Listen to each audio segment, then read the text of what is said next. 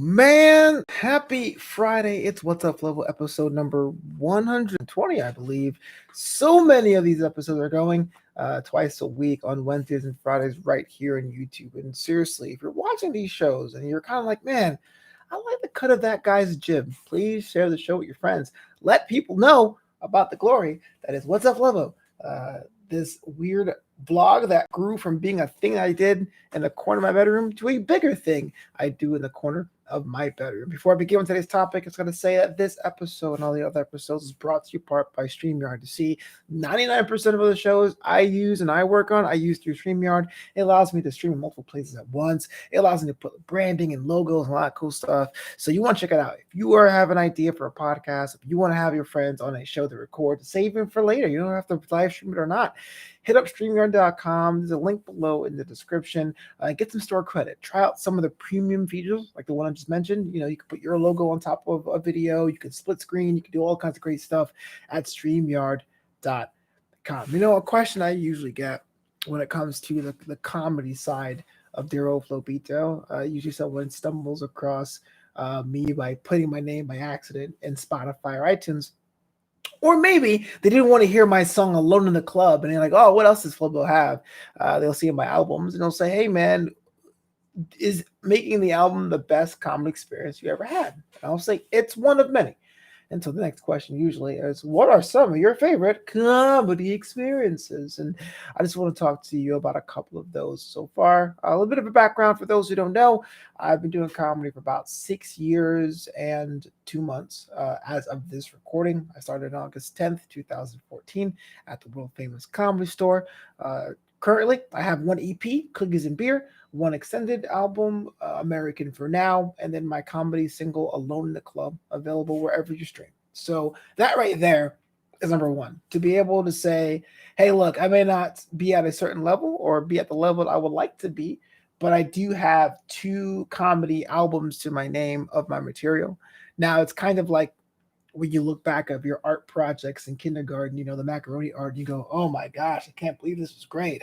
I've evolved so much past then, but they're mine and I wrote them 100%. Didn't need help from anybody. Cookies and Beer and American for Now are usually the big ones. So those are calling cards.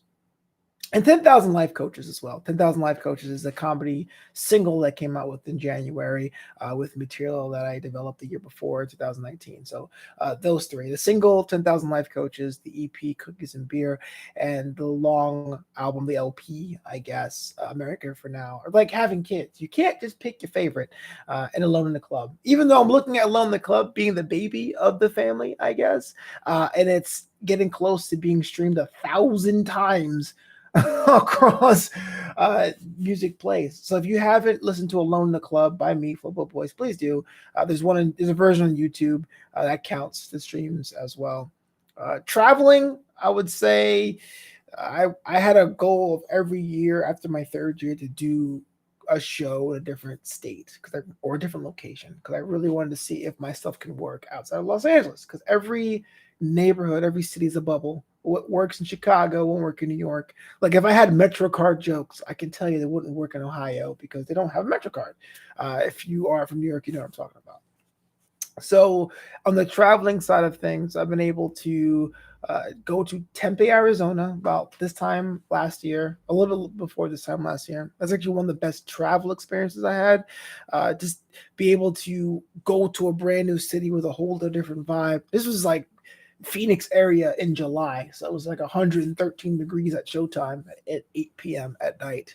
But to see new material, which is always nerve-wracking and fun to try out, work in front of a new crowd, I always keep that in mind. In fact, when I bought my computer and I had to name it, I was like, I'm going to name it Tempe, just because that's how cool it was. And right before the lockdown, I was able to perform comedy for my alma mater in Florida and teach kids kids, they're adults, teach college-age students the art of comedy, as much as I know, as far as writing jokes, writing material, and some of them performed material that night. So I had the teaching bug for a while, and to be honest with you, if it wasn't for the pandemic, I probably still would have had it. I was like, it'd be kind of cool being a comedy teacher or whatnot. And performing in Canada, I was I did my Bruce Wayne Batman-ish there. I was in Toronto for a business conference during the day, and I made a couple calls to get a spot at the small club in Toronto. And so I can say I performed internationally, one. And two, it felt kind of cool to get up with my tie and jacket and work for the man, come home, eat, switch into my performing gear, and head out to a CD club in Toronto to do a thing and come back enough time to like change and go back out to the conference. It was a cool experience for a whole different reason. Very, very intimate venue. I get to try out some of my Canadian jokes with Canadian people, and they didn't like it as much, but they love when I make fun of Americans. They eat that stuff up, and it's a weird thing with the pandemic, with sitting home and comedy is trying to find a way to come back. Because at the end of it, you're thinking, well, everyone needs live entertainment. We do. We need a place to go to on dates and to see things and to laugh and enjoy it. And I've seen virtual comedy shows, of which I will be a part of one this year.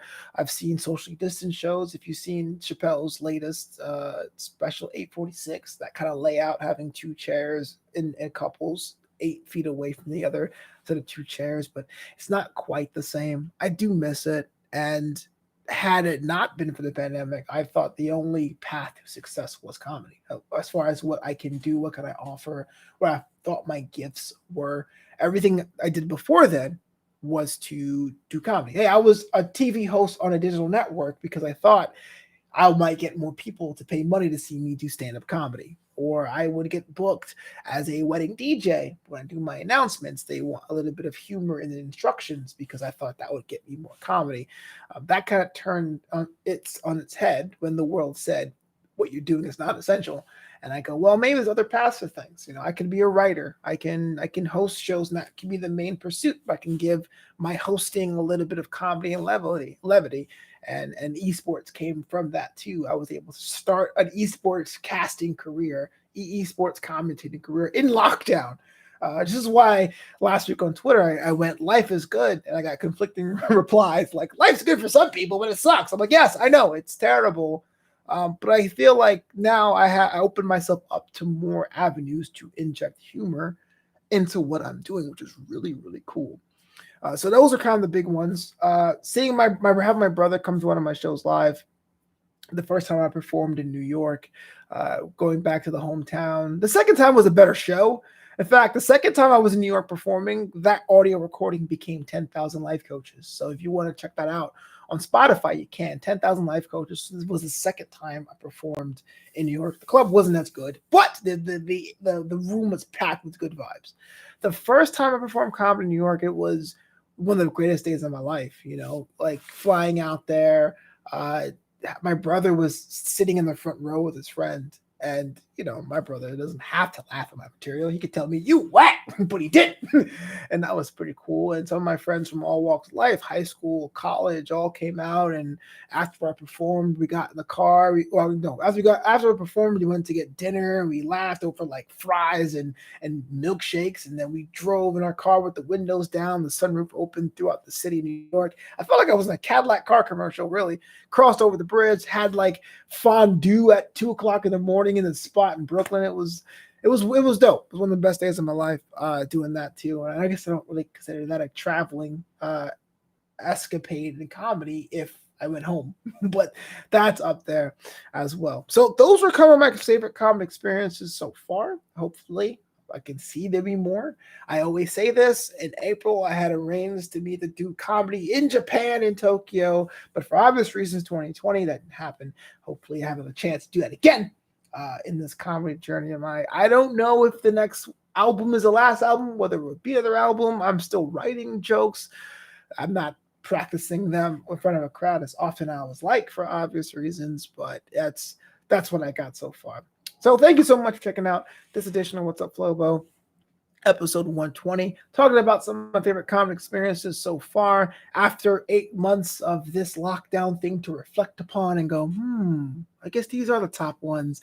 If you guys want to hear the material, once again, Alone in the Club, my musical comedy debut came out this year. 10,000 Life Coaches came out this year. And then my 2 albums, Cookies and Beer and American for Now, are both available wherever you stream. I'm a Spotify guy, but they're also on Tidal, Apple, all that good stuff. Now, I'll be back next week for another edition of What's Up, Flobo. Be nice to each other, call your moms, and do nice things in your community. I'm out. Catch you later.